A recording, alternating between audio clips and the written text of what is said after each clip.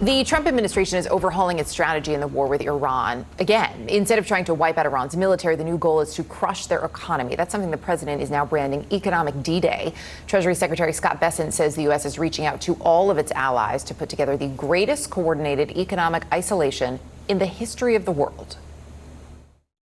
If you insist on doing business with them, either transferring money, buying their oil, they're doing seaborne ship transfers, then the U.S. Treasury and the U.S. government, they will put its full might and force toward enforcing against you. So the U.S. is also imposing new sanctions against Hezbollah and designating the Lebanese militant group as an Iranian proxy. Joining me now, Edward Fishman, former diplomat and international relations scholar. He's the author of the book Choke Points, American Power in the Age of Economic Warfare. It's nice to have you with us this morning. So, I should point out there are some signs here that this economic approach is having some impact, but we're also dealing with a brutal regime, which we know is not necessarily moved by the plight of its citizens when they are suffering. How long do you think this regime will and can hold out? In your mind, is it months? Could it be years? Well, look, Erica, the track record of economic pressure bringing about regime change is very poor. So I don't think we should expect the Iranian regime to collapse under economic pressure. I mean, go back even to Trump's first term, when Trump launched a maximum pressure strategy against Venezuela. The Venezuelan economy declined by about 75%. It was one of the biggest peacetime collapses we've seen of an economy. And Maduro stayed in power until Trump launched the Maduro raid earlier this year. So I don't think we can expect the Iranian regime just to collapse under economic pressure alone. There's also what I find interesting is we heard from the Treasury Secretary, from Scott Bessent, saying that it's unlikely that the U.S. is going to resume any large-scale fighting here. The reality in making those comments, while in some ways they may have been meant to soothe perhaps certain parties, Iran is listening to that as well. 100%, right? I think the Iranians understand that Trump doesn't want to fight a war. And this economic D-Day just sort of strikes everybody as Trump trying to seem tough and showing that he's doing something when he doesn't actually want to go back to the battlefield. What I'd also note, and a very important point here, is that Iran has been under comprehensive sanctions for decades. Mm-hmm. So really the only thing left to do on sanctions is to target Iran's trading partners. And really their top trading partner by far is China. And with Xi Jinping set to come to the White House in just about a month, it strikes me as pretty unlikely that Trump wants to ignite an economic war with China right now. Which is fascinating, right? And I'm so glad you brought that up, because as we look at this, right, with that visit looming, how could even just this announcement, how could that impact those discussions and the visit itself?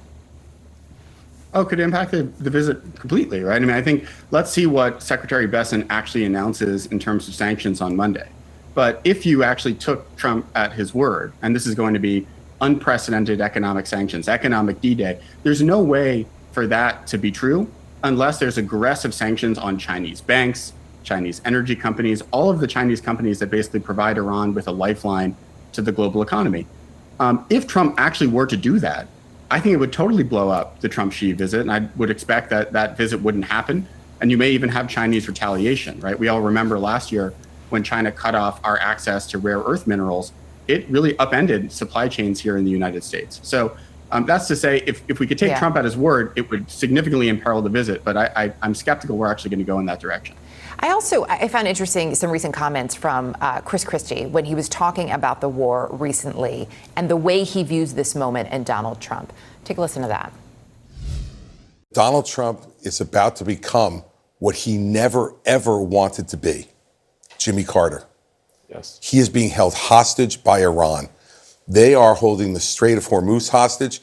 As a result, they're holding the world economy hostage. Mm-hmm. And it's focused at Donald Trump. And I know from talking to him over the last 24 years, the one person he would never want to be is Jimmy Carter. I talked to him about Jimmy Carter, right? too. And here we are. And it was all voluntary. Right, to the point of Iran watching how all of this is playing out here, that is very much a focus, right, to see how things are playing at home and to understand what it would be like to have that Jimmy Carter moment or to be in the midst of it right now. Is Iran fully exploiting that? What more do you think could come?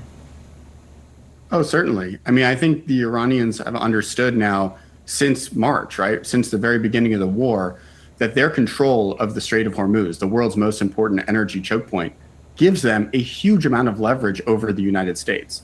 Because remember, in any sort of economic standoff, what matters isn't so much who inflicts more damage on the other side's GDP. What matters is which side has the capacity to withstand whatever pressure they're under.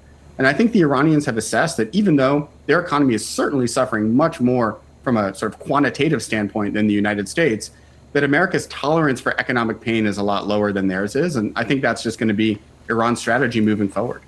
Edward Fishman, really appreciate your time and your viewpoint this morning. Thank you. A spokesperson for Beijing's foreign ministry said, quote, sanctions and pressure tactics are not the solution. That's vis-a-vis Iran. This as President Trump declared what he called an economic D-Day on Iran. And this is how Treasury Secretary Scott Bessent said that the economic activity would affect the military operation. If we are doing the maximum economic pressure, then that means that likely there will not be a large-scale kinetic restart. But I would emphasize that is for now. With us now is Congressman Rich McCormick, a Republican from Georgia. He is a member of the Armed Services Committee. Congressman, great to see you. So economic D-Day, but the Treasury Secretary there, did he just tell the Iranians that likely for now, no more military strikes? It kind of sounds like that. I really don't know. I don't want to interpret what he's trying to say, but it didn't sound like he wanted to, although he doesn't make that decision. That's the Secretary of War and the President directly. The Commander-in-Chief gets to make that decision, not him.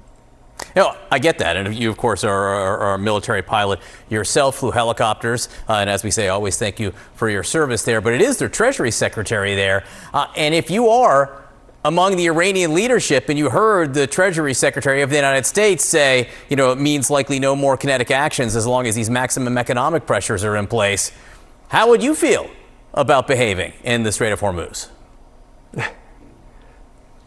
Well, first of all, we haven't seen any good behavior from Iran anyways. They've been defiant the entire time, whether they had the MOU or any other time. I've never had any rhetoric come out of them that showed me that they had any intention of being good actors. They've done nothing but threaten us for years, for decades, really, this entire regime. They've killed about 1,000 Americans, including 3 Georgians a couple of years ago with a drone attack through proxies. They've attacked us about 40 times. This is before the war. Since the war, they've been even more defiant. They've even talked about raining fire down from heaven. We are the great Satan to them. There is no real good solution except for regime change and unconditional surrender, in my point. I don't think we're going to get to that by economic sanctions, but realize that things change very rapidly over there. And I think that even though he's talking about no kinetic actions right now, that can change literally within an hour. So the president, you say you do not think we will get there by economic actions, because that's the stage the United States appears to be in right now. He's talking about maximum economic activity there, economic D-Day, full scale like the world has never seen. But you don't think that will be enough? I don't see any time where this country has shown anything but defiance. I think we should have put that on them from the very beginning. Of course, I'm also one of those people that thought we never should be at peace with these guys until they came to unconditional surrender, until they came to regime change, because this regime will threaten your children. They will threaten your grandchildren. They will be always trying to develop nuclear weapons and ballistic missiles. They will destabilize the entire Middle East and the entire world geopolitical scheme as long as they're in existence. This would be absolutely transformative to get rid of this regime, which is very evil. And by the way, don't forget, it wasn't that long ago that they killed 50,000 of their own people. That, by the CIA analysts and the way you do analytics on what countries are the most dangerous, that is the most telling sign, is a country that's willing to kill their own people.